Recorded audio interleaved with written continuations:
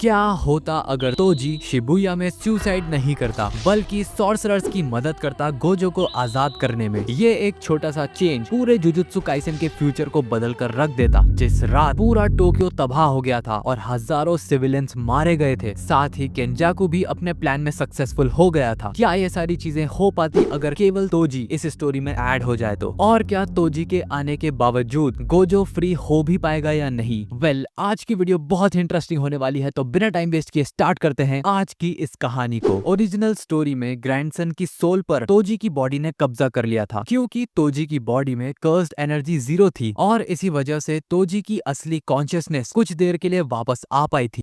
और यहीं पर हम हमारा पहला चेंज करेंगे, और वो ये है कि 0 कर्स्ड एनर्जी वाली बॉडी एक ग्लिच बन जाती है सियांस टेक्निक के लिए। एक ऐसा ग्लिच जिसमें तोजी अपनी पूरी सोल के साथ वापस आ जाता है। ना कोई जंगली रैम्पेज, ना कोई टाइमर, ना कोई वेसल, कुछ भी नहीं, बस तोजी अपनी पूरी कॉन्शियसनेस के साथ। लेकिन वीडियो में आगे बढ़ने से पहले मैं एक चीज क्लियर कर दूं कि मैं इस व्हाट इफ वीडियो को क्लोजेस्ट टू रियल रखना चाहता हूं, और इसीलिए इस सिनेरियो में तोजी के पास इन्वर्टेड स्पीयर ऑफ हेवन या सोल स्प्लिट कटाना नहीं होगी, क्योंकि वो ऐसे ही रैंडमली कहीं हवा से तो आ नहीं जाएगी उसके पास। वो रेजरेक्ट हुआ है और ना उसके पास उसका स्टोरेज कर्ज है और ना ही उसके आर्सेनल का कोई बैडस हथियार। वैसे भी गोजो ने इन्वर्टेड स्पीयर ऑफ हेवन को 11 साल पहले ही डिस्ट्रॉय कर दिया था तोजी के मरने के बाद। लेकिन टेंशन लेने वाली कोई बात नहीं है, हम बात कर रहे हैं तोजी फुशिगुरो की, जो कि खुद एक जीता जागता वेपन है। तो शुरू से शुरू करते हैं। शिबुया इंसिडेंट शुरू होता है, गोजो कर्सेस से लड़ता है और केंजाको के हाथों सील हो जाता है। यूजी को इस बारे में पता चलता है। बाद में वो नानामी के ग्रुप से मिलता है और आवासाकी टीम का सामना करता है। बिल्कुल ओरिजिनल जैसे ही यूजी और मेगुमी आवासाकी के साथ नीचे लड़ रहे होते हैं और ऊपर रूफटॉप पर इनो देखता है कि तोजी पूरी तरह रिवाइव हो चुका है। ओरिजिनल स्टोरी में उस पोते की सोल तोजी की बॉडी को कंट्रोल कर रही थी और इसलिए वो इनो को बुरी तरह पीट देती है। लेकिन इस स्टोरी में हमारे चेंज की वजह से असली तोजी तुरंत उस पर कंट्रोल ले लेता है। लेकिन अगर सच कहूं तो इस सिचुएशन में भी तोजी इनो को तो पीटेगा ही, बिकॉज कम ऑन यार, वो उसके सामने फाइटिंग स्टैंस में खड़ा है और तोजी तो तोजी है, इसलिए वो मार मार के इनो का कुत्ता बना देगा। बिल्कुल वैसे ही जैसे अभी तुम सब्सक्राइब बटन को मार मार के उसका कुत्ता बना दोगे। वेल, यहाँ पर तुम लोग सोचोगे कि अगर तोजी अपनी पूरी कॉन्शियसनेस के साथ रिवाइव हुआ है तो पहले तो उसे कंफ्यूज होना चाहिए कि आखिर वो जिंदा कैसे हुआ वगैरह वगैरह। लेकिन प्रॉब्लम ये है कि ओरिजिनल स्टोरी में भी जब तोजी के पास कॉन्शियसनेस आई थी तब भी उसने बिना कोई सवाल पूछे उस बूढ़ी दादी का कीमा बना दिया था। एक सेकंड के लिए भी नहीं सोचा और मार दिया था। और सेम चीज तोजी इस स्टोरी में भी करता है, बिना क्या क्यों कैसे करे सिंपली मार दिया। कोई सवाल नहीं, कोई कंफ्यूजन भी नहीं। जिसके बाद तोजी बिल्डिंग की छत से चला जाता है और एक्सप्लोर करने निकल पड़ता है कि आखिर शहर में इतना भाग दौड़ क्यों मचा हुआ है। इसी दौरान यूजी और मेगुमी बिल्डिंग से नीचे गिरते हुए इनो के शरीर को देखते हैं और उसे बचा लेते हैं। फिर अपने अगले मुकाबले की तरफ बढ़ जाते हैं, जहां यूजी का सामना होता है चोजो से और मेगुमी डैगोन के डोमेन के अंदर घुस जाता है बाकी सॉर्सरर्स के साथ। उधर जब तोजी शिबुया में आगे बढ़ रहा होता है तब वो स्टेशन के अंदर जाता है और वहां वो एक डोमेन बैरियर देखता है। नॉर्मली तो तोजी उसे इग्नोर करके वहां से चला जाता, लेकिन तभी मेगुमी बैरियर के अंदर से बाहर निकलने के लिए एक होल क्रिएट करता है और इस होल को बाहर से देखकर तोजी से रहा नहीं जाता। उसे ऐसा लगता है जैसे ये गेट खुला ही उसके लिए है और फिर तोजी भी फाइट को ज्वाइन करता है। बैरियर में एंटर करते ही तोजी देखता है नाओबितो ज़ेनिन को और उसके अलावा वो किसी को नहीं जानता। अब यहाँ पे हो सकता है कि तोजी नाओबितो से 2-3 लाइन की बातें भी करे, लेकिन जब तोजी देखेगा कि ज़ेनिन क्लैन वाले किसी कर्स्ड स्पिरिट से पिट रहे हैं तो वो बीच में इंटरवीन नहीं करता है और वहां से जाने का मन बना लेता है। लेकिन तभी मेगुमी के पूछने पर नाओबितो बताता है कि ये बंदा और कोई नहीं बल्कि मेगुमी का ही डैड है। ये सुनते ही वहां पर खड़े सारे लोग नाओबितो के अलावा शॉक रह जाते हैं। इनफैक्ट तोजी भी ये सुनकर शॉक्ड रह जाता है और वो देखता है मेगुमी की तरफ और मेगुमी के चेहरे पर एग्जैक्टली उसे अपनी वाइफ की झलक दिखती है, यानी मेगुमी की मॉम की ही। इंस्टेंटली तोजी अपना प्लान चेंज कर लेता है, क्योंकि अब उसे पता चल गया है कि यहाँ पर केवल ज़ेनिन ही नहीं बल्कि उसका बेटा भी है। जिसके बाद बिल्कुल रियल स्टोरी की ही तरह डैगोन की शामत आ जाती है। तोजी माकी के हाथ से प्लेफुल क्लाउड छीन लेता है और डैगोन का मार मार के कुत्ता बना देता है। बाय द वे, अगर तुम्हें ना पता हो तो प्लेफुल क्लाउड तोजी का ही वेपन है, तो साथ ही साथ ये वाला ज्ञान भी लेते चलो। अब देखो डेफिनेटली तोजी एक अच्छा डैड नहीं था,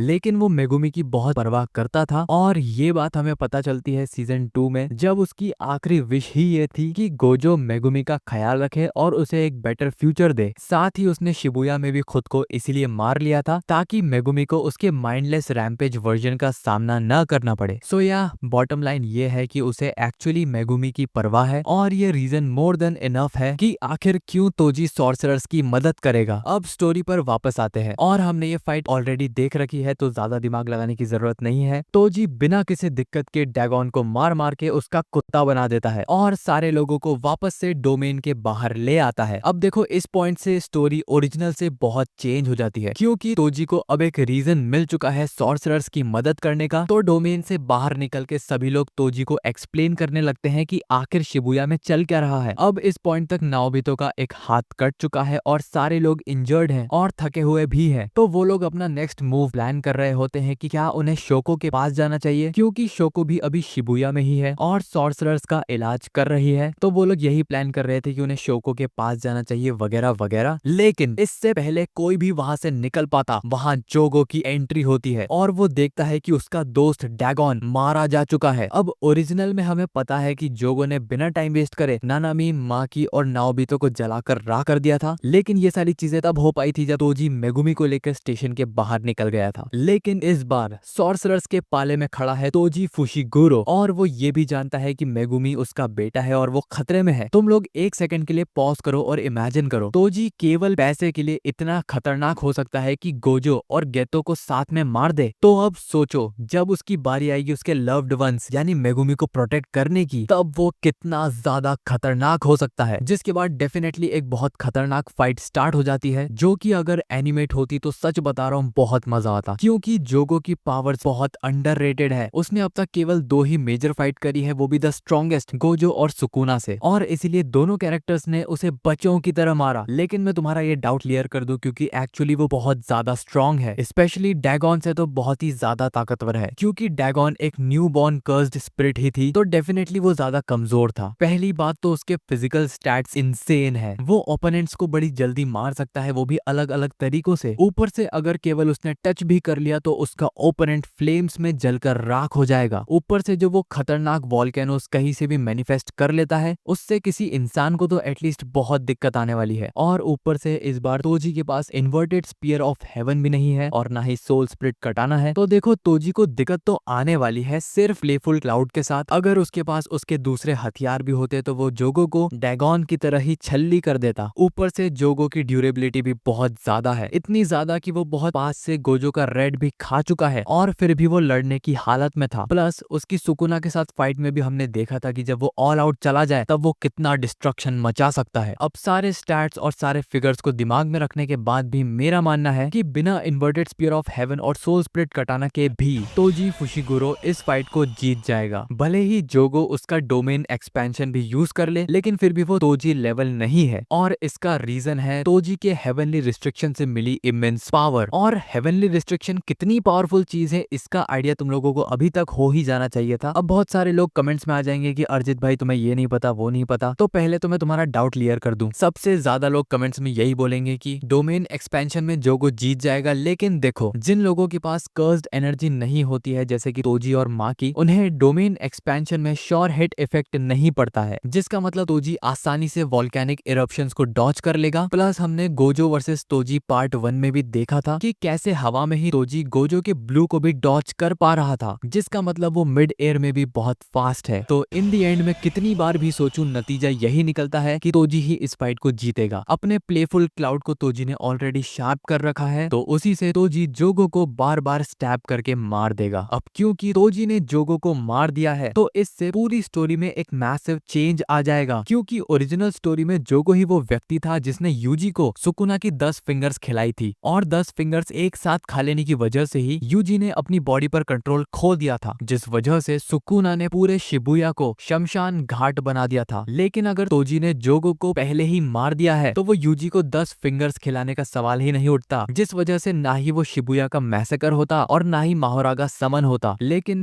चोजो की फाइट से मिली इंजरीज यूजी की तभी हील हुई थी जब वो सुकुना बन गया था, तो वो एक प्रॉब्लम हो सकती है, लेकिन कोई दिक्कत वाली बात बात नहीं है। आफ्टर ऑल वो यूजी है, इतनी आसानी से नहीं मरेगा। हो सकता है उसके बाद कोई उसे शोको के पास ले जाए। Well I don't know. अब इस पॉइंट तक चोजो वर्सेस यूजी की फाइट भी खत्म हो चुकी थी और इसीलिए नानाको और मिमिको आती है यूजी के पास और उसे एक सुकुना की फिंगर खिला देती है। लेकिन ये बात हम सभी अच्छी तरीके से जानते हैं कि मात्र एक फिंगर खाने से यूजी अपना कंट्रोल नहीं खो सकता सुकुना पर, इसीलिए सुकुना तो टेक ओवर नहीं कर पाएगा एटलीस्ट। देखो अब डेफिनेटली बहुत सारी कॉम्प्लिकेशंस आएगी इस नई टाइमलाइन की वजह से, लेकिन इस चीज के चांसेस बहुत कम है कि सुकुना टेक ओवर कर पाए या माहोरागा समन हो जाए, क्योंकि इस टाइमलाइन में तोजी की वजह से मेगुमी काफी हेल्दी है और वो उतना भी अधमरा नहीं हुआ है कि वो माहोरागा ही समन कर दे। ओरिजिनल स्टोरी में मेगुमी को माहोरागा इसीलिए समन करना पड़ा था क्योंकि उसकी हालत बहुत ज्यादा खराब हो गई थी, ऑलमोस्ट वो मरने ही वाला था। और अब क्योंकि तोजी हमारी साइड पर है तो डेफिनेटली उसने मेगुमी से फाइट नहीं करी, इनफैक्ट उसने मेगुमी को बचाया ही है और इस वजह से ही मेगुमी माहोरागा को समन नहीं करेगा, मतलब उसके पास कोई कारण ही नहीं है। हालांकि वो बात अलग है कि वो बिना कारण के भी माहोरागा को समन करने की धमकियां देता रहता है, लेकिन डोंट वरी इस सिनेरियो में ऐसा नहीं होगा। अब हम इस सिचुएशन को भी कंसिडर कर लेते हैं कि क्या पता मेगुमी को बाद में कभी हारुता का सामना करना पड़ जाए, लेकिन अगर मेगुमी की ऐसी कंडीशन में ऐसा होता भी है तब भी वो आसानी से हारुता को हैंडल कर लेगा। तो इसका सीधा सा मतलब ये है कि मेगुमी, नानामी, नाओबितो और माकी इस व्हाट इफ सिनेरियो में जिंदा रहेंगे। भले ही वो हेविली इंजर्ड है और नाओबितो का एक हाथ भी कट गया है, but the good part is कि वो जिंदा है। बाद में वो लोग शोको से मिलते हैं और ट्रीटमेंट वगैरह लेते हैं, जिसके बाद एक अगला मेजर इवेंट होगा इस व्हाट इफ सिनेरियो में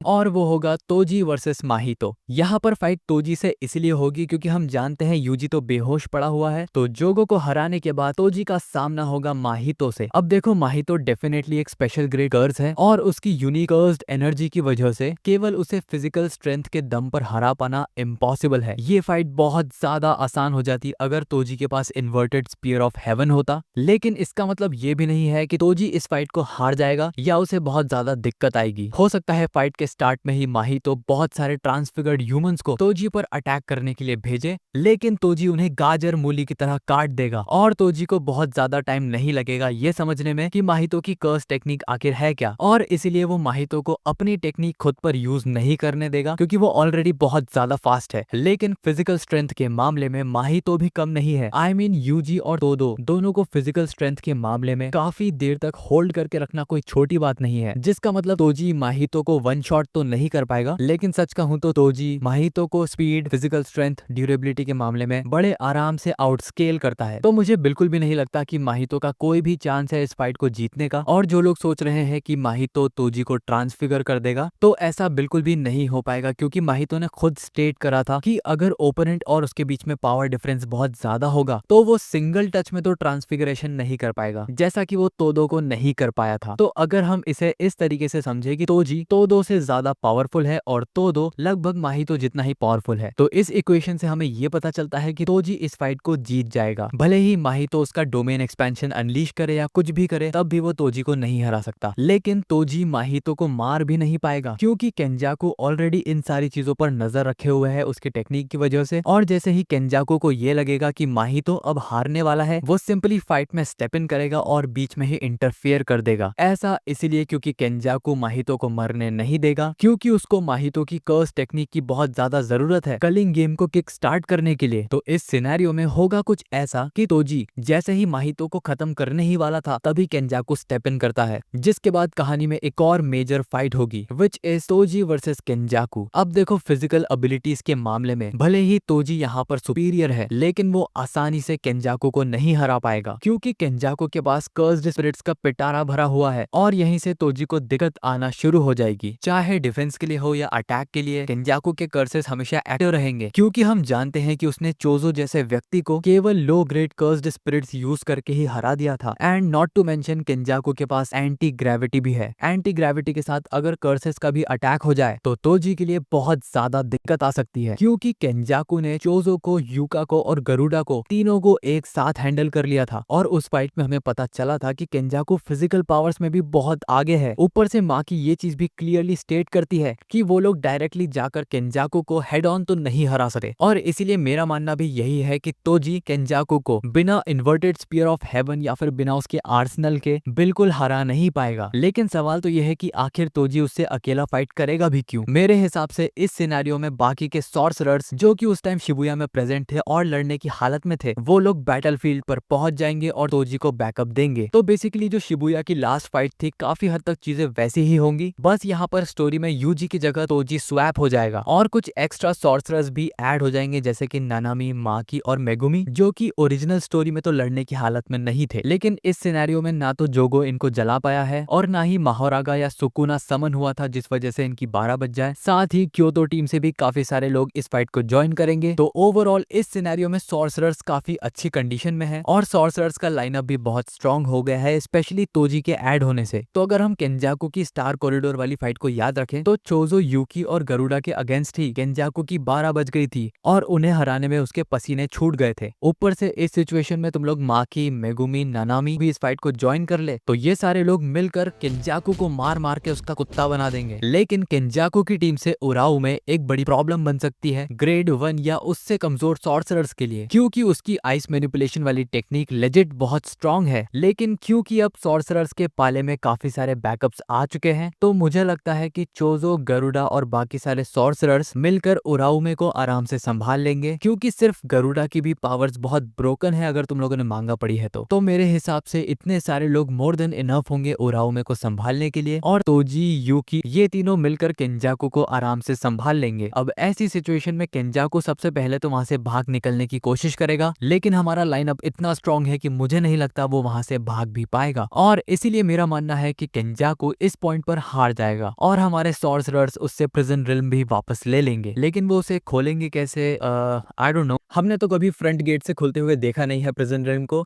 शायद टेनगेन इस बारे में जानती हो। खैर जो भी हो, ये सब अब सॉर्सरर्स की प्रॉब्लम है। लेकिन इस व्हाट इफ का कंक्लूजन ये है कि तोजी के सॉर्सरर्स की साइड आने की वजह से ना तो सुकुना यूजी की बॉडी पर टेक ओवर कर पाया और ना ही मेगुमी को माहोरागा को समन करने की जरूरत पड़ी। बेसिकली बहुत ही कम कैजुअलिटीज के साथ ये इंसिडेंट खत्म हो जाएगा, और क्योंकि अब केंजाकू भी अपने प्लान में फेल हो चुका है तो कलिंग गेम्स भी नहीं हो पाएगा। And that's it for today.